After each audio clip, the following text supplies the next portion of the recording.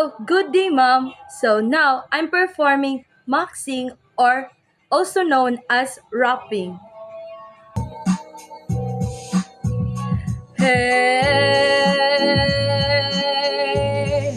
hey,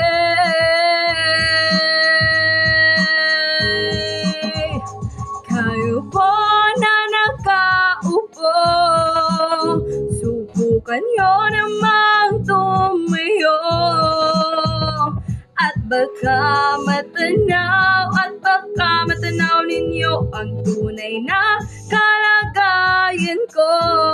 Ganito kasayan Tao po, nandyan po ba kayo sa loob ng malaking bahay at malawak na bakuran, mataas na pader, pinapaligiran, at nakapilang mga mamahaling sasakyan, mga bantay na laging bulong ng bulong, wala namang kasal pero marami ang nakabarong, lumakas man ang ulan ay walang butas ang bubong, mga plato at kutsara na hindi kilala ang totoo, at ang kanin may simputi na gatas sa kahon, at kahit na hindi Pasko, dadami sa may hamon, ang sigaw maniran sa bahay na ganun, sabi pa nila ay dito mo rin matatagpuan ang tao na nang may maari sa isang upuan, na pag may pagkakatao'y pinag-aagawan, kaya naman hindi niya pinakakawalan, kung makikita ko lamang siya ay aking sisigawan. Kayo po na nakaupo, subukan nyo namang tumayo, at baka matanaw ninyo ang tunay na kalagayan ko.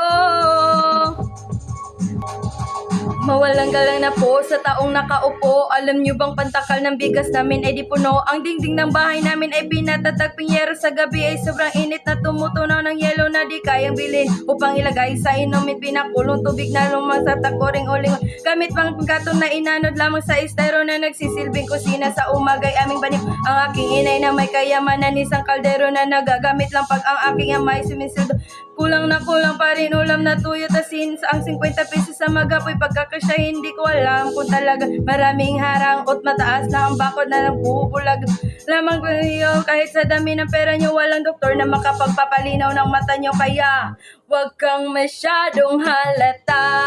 Bato sa langit, ang matama ay wag magalit.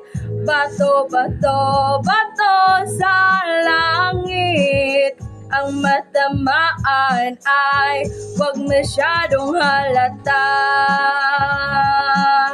Wag kang masyadong halata. Wag kang masyadong halata. Wag kang masyadong halata. Hey, hey.